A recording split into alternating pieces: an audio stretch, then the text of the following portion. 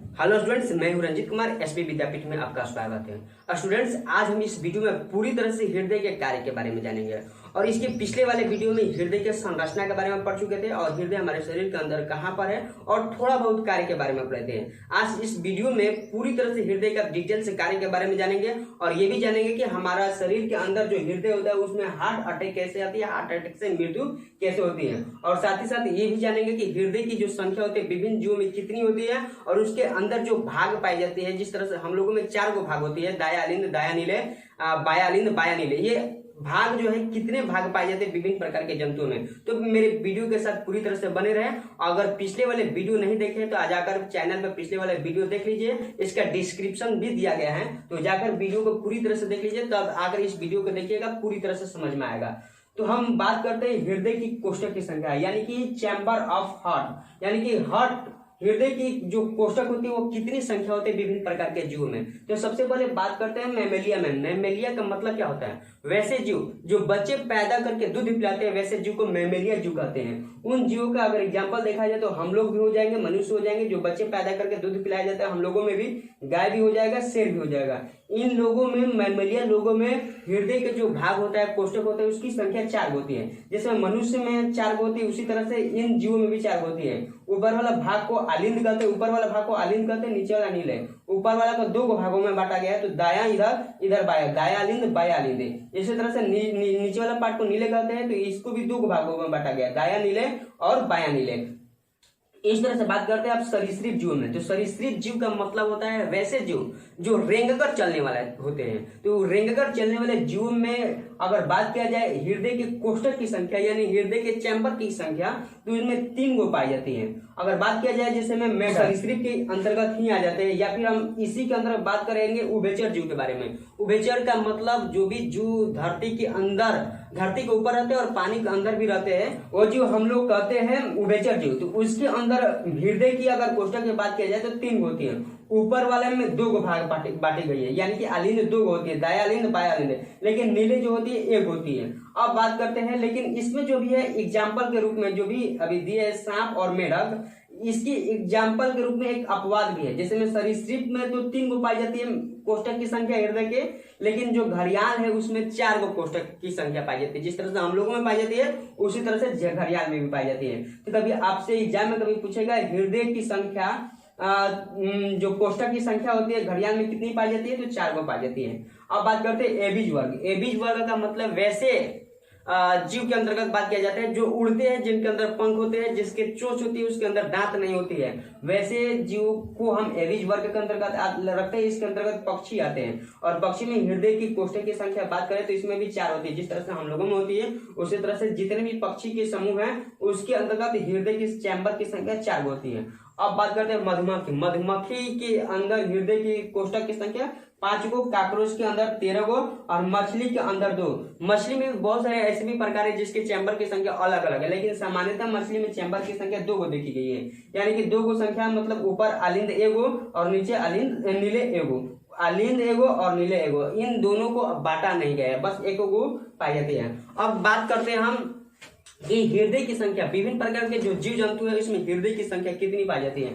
तो सबसे पहले हम मैमेलिया को लेते हैं। मैमेलिया मतलब हम लोगों में हृदय की संख्या 1 ही है, दिल यहाँ पर 1 ही रहती है। और ऑक्टोपस बात करते हैं। ऑक्टोपस एक प्रकार का मछली की प्रजाति है। जिस तरह से आप स्क्रीन पर देख पा रही है ऑक्टोपस है, इसमें हृदय की संख्या 3 गो पाई जाती है। इसी तरह से केचुआ का बात करते हैं। केचुआ का मतलब होता है चेरा। चेरा जो खेतों में रेंगते हैं और फसल को उपजाऊ में मदद करते हैं, उसकी अंदर अगर हृदय की संख्या देखें तो 4 गो पाई जाती है। इसी प्रकार घोड़ा के अंदर हृदय की संख्या 5 गो पाई जाती है। घोड़ा एक प्रकार का बहुत बड़ा जीव है और इसके अंतर्गत एनर्जी की काफी ज्यादा जरूरत पड़ती है, इसलिए इसकी हृदय की संख्या करीब करीब 5 गो पाई जाती है। अब इधर काकरोच का अगर बात किए तो काकरोच में 13 गो पाई जाती है हृदय कोष्ठक की संख्या। ये इंपॉर्टेंट क्वेश्चन है, कभी हमेशा एग्जाम में पूछा जाता है। यही काकरोच की हृदय की संख्या के अंदर चैम्बर की संख्या कितनी होती है?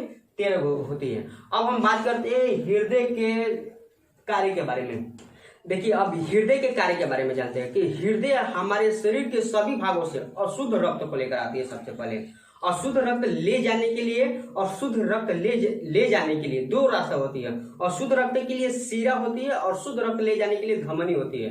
तो जो अशुद्ध रक्त टोटल लेकर आती है उसको महाशिरा कहते हैं। महाशिरा दो प्रकार की पाई जाती है। एक हृदय से शरीर के ऊपर वाला पार्ट से जितनी भी अशुद्ध रक्त होती है, मतलब कार्बन डाइऑक्साइड अगर खून में है तो उसको अशुद्ध रक्त कहते हैं, यानी कि उसमें ऑक्सीजन की मात्रा नहीं है। तो ऊपर वाले शरीर से लेकर आती है महाशिरा, यानी कि उसको अग्र महाशिरा कहते हैं। और नीचे वाले जो हृदय के नीचे वाला शरीर का पार्ट है वो भी महाशिरा है। वो अगर नीचे से लेकर ऊपर लेकर आ रही है तो उसको हम पक्ष महाशिरा कहते हैं। तो दोनों अग्रशिरा और पक्ष महाशिरा टोटल रक्त को लेकर आती है हृदय के दाया आलिंद में। तो सबसे पहले अगर खून कहा जाए बात कहाँ पर आती है हृदय के पार्ट में, तो दाया आलिंद में सबसे पहले खून आती है। तो अब क्या होता है, यहाँ पर खून आने के बाद हृदय हमेशा पचकता रहता है, फूलता रहता है। जैसे ही ये पचकता है तो टोटल इनमें से खून आकर इसमें इस रास्ता के द्वारा इसमें भर जाता है। और इस रास्ता को हम लोग त्रिदली का पार्ट कहते हैं। त्रिदली का पार्ट कहा जाता है, ट्राइकॉस्पिड का पार्ट कहा जाता है, ट्राइकॉस्पिड वाल्व कहा जाता है। इस रास्ता को ट्राइकॉस्पिड वाल्व। वाल्व का मतलब होता है कि अगर यहाँ से इधर आ जाते हैं नीचे वाला पार्ट में, तो अब चाहेगा कि ऊपर नीचे से ऊपर चला जाए तो ऐसा रास्ता नहीं होता है।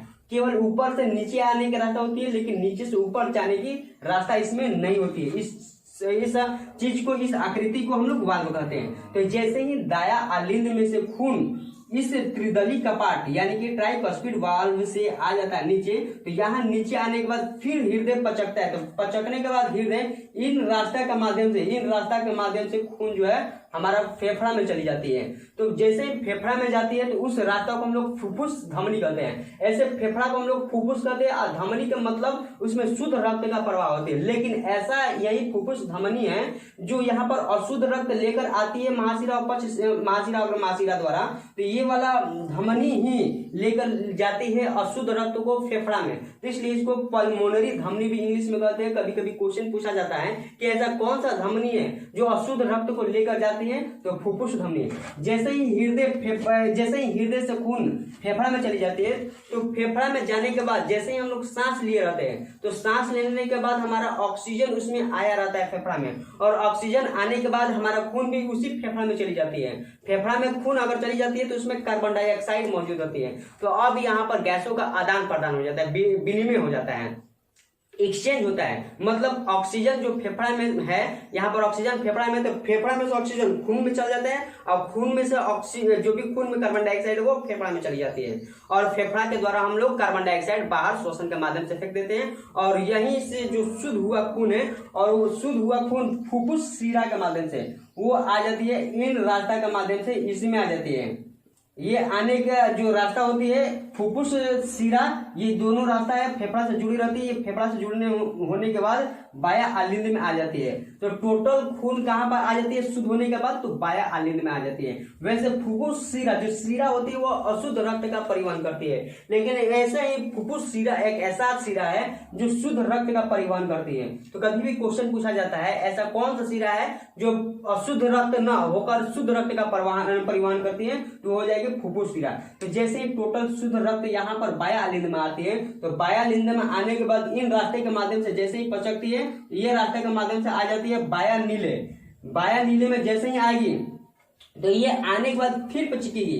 पचकने के बाद यहाँ से रास्ता के माध्यम से ये खून टोटल निकलकर महाधमनी यानी कि धमनी का जो बड़ा सा पार्ट होता है उसको महाधमनी कहते हैं। इस महाधमनी के माध्यम से पूरे शरीर में रक्त का संचार छोटे छोटे धमनिकाओं के माध्यम से संचार हो जाता है। तो जैसे यहाँ पर रक्त आया था बाया आलिंद में, तो यहाँ पर एक संरचना पाई जाती है। इस संरचना को द्विदलीय कपाट कहते हैं, यानी कि बाइकॉस्पिड कपाट कहा जाता है, बाइकॉस्पिड वाल्व कहा जाता है। ये वाल्व भी सेम इसी जैसा काम करती है, लेकिन इसमें त्रिदलीय होती है, इसमें द्विदलीय होती है। यहाँ पर जैसे ही खून आती है तो खून आने के बाद ये खुल जाता है, और खुल जाने के बाद टोटल खून आ जाता है इसमें, और आने के बाद अब चाहेगा कि पचकने के बाद इसमें चली जाए, इसमें न जाकर इसमें खून चली जाती है। ये ऊपर की ओर ऐसे खुला हुआ रहती है, और जैसे ही पचकती है इसमें प्रेशर लगता है। जैसे ही प्रेशर लगता है तो प्रेशर लगने के बाद टोटल इसमें से खून परिवहन के माध्यम से, टोटल इसमें महाधमनी के माध्यम से पूरे शरीर में संचार हो जाता है। इसमें इतना ज्यादा प्रेशर होता है, बाया नीले में इतना ज्यादा प्रेशर होता है कि एक बार पचकती है, अगर सामान्य मात्रा में दिल को निकाल दिया जाए तो एक बार पचकेगी तो ये यहाँ से लेकर करीब 30 फीट दूरी तक यहाँ इसका रक्त का दबाव हो जाएगा।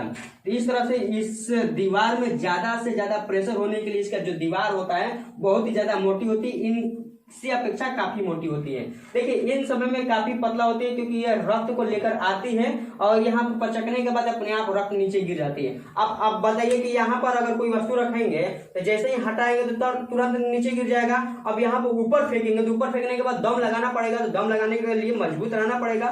तो इसीलिए ये तो काफी पतला रहती है इनकी दीवार। जैसे इधर से रिटर्न होकर शुद्ध होकर टोटल इसमें आती है, बाया नीले में आती है। अब एकदम प्रेशर लगाता है, जैसे ही प्रेशर लगाते हैं तो पूरी प्रेशर के साथ यहाँ से रक्त निकल जाती है और निकलने के बाद पूरी शरीर में यहाँ पर परिवहन हो जाती है और पूरे शरीर में ये रक्त जो है 120 के स्पीड से पूरे नस के माध्यम से पहुंच जाते हैं और जब वो अशुद्ध होता है तो उधर 80 के स्पीड से लेकर हृदय में आती है, वो शिरा लेकर आती है। तो शुद्ध रक्त का परिवहन धमनी करती है और अशुद्ध रक्त का परिवहन शिरा करती है। लेकिन ऐसा कौन सा शिरा है जो अशुद्ध रक्त का परिवहन न करके शुद्ध रक्त का परिवहन करती है? कमेंट बॉक्स में इसका जवाब दीजिएगा और साथ ही साथ ये भी बताइएगा कि ऐसा कौन सा धमनी है जो शुद्ध रक्त का परिवहन न करके अशुद्ध रक्त का परिवहन करता है। इस दोनों क्वेश्चन का आंसर आप कमेंट बॉक्स में बताइएगा। और अब हम बात करते हैं हृदय घात कैसे आती है, यानी कि हार्ट अटैक कैसे आती है। देखिए हार्ट अटैक आने से पहले हम थोड़ा बहुत चर्चा कर लेते हैं कुछ इसके टॉपिक पर। देखिए जो हार्ट होता है हृदय होता है जो ये पचकता रहता है, फूलता रहता है। ये पचकने और फूलने का जो काम होता है एक करंट के माध्यम से होती है। वो जैसे ही करंट मिलती है, करंट मिलने के बाद हृदय थरथराने लगता है, कांपने लगता है। इसी थरथराने और कांपने को हम कहते हैं सामान्य भाषा में हृदय धड़क रहा है। और ये धड़कने के लिए यहाँ पर जो दायालिन होती है, दायालिन के समीपीय आंतरिक संरचना में पाई जाती है SAN यानी कि साइनो ऑरिकुलर नोड। ये जो साइनो ऑरिकुलर नोड होती है ये हृदय को करंट देती है। करंट देने के बाद हृदय थरथराने लगती है। थरथराने के बाद टोटल खून जो इसमें आए रहती है दायालिन में, टोटल खून निकलकर यहाँ पर दाया नीले में चली जाती है। यहाँ पर दाया नीले में चली जाती है।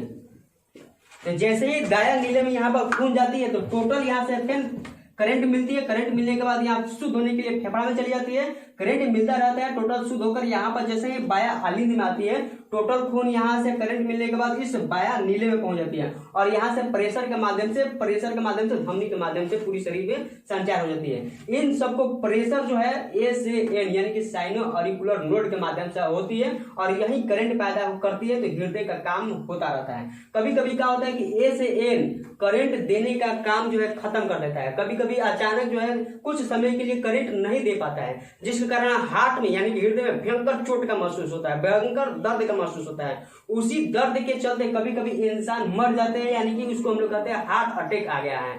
उसी हार्ट अटैक जो है नॉर्मल जो है कभी कभी आता रहता है भयंकर रूप से, लेकिन सामान्य रूप से जब आता है इंसान अपने आप को अनुकूल कर लेता है। लेकिन आवश्यकता से ज्यादा कभी दर्द हो जाता है तो इंसान इसी दर्द की अपेक्षा जो है मर जाते हैं और इसको हम लोग हार्ट अटैक के मृत्यु की संज्ञा ले देते हैं। कभी कभी क्या हो जाता है कि यही SAN पूरी तरह से खराब हो जाता है, जिसके हार्ट अटैक आती रहती है ये खराब हो जाती है। ये खराब होने के बाद यहाँ पर एक कृत्रिम SAN लगा दिया जाता है। इस कृत्रिम SAN को पेस मेकर बोला जाता है, पेस मेकर। अगर कभी कोई पूछेगा ऐसा कौन सा हृदय जिसे हम कृत्रिम हृदय कहते हैं, तो पेस मेकर को कृत्रिम हृदय कहते हैं। ये SAN की जगह पर लगा दिया जाता है करंट देने के लिए। ये एक प्रकार के कृत्रिम डिवाइस होता है, यहाँ पर फिट कर दिया जाता है और फिट करने के बाद करंट थोड़ा देता रहता है, जिसकी वजह से हृदय अप डाउन यानी कि धड़कता रहता है। इस कृत्रिम हृदय को आप अच्छी तरह से जानिए कि कृत्रिम हृदय किसे कहा जाता है, पेसमेकर को। इसी तरह से मेरे पूरी तरह से प्रैक्टिकल वीडियो जानने के लिए आप हमारे चैनल पर बने रहिएगा। अगर अभी तक आप चैनल पर नए हैं तो मेरे चैनल को सब्सक्राइब कीजिए और अपने दोस्तों के पास भी शेयर कीजिए। धन्यवाद।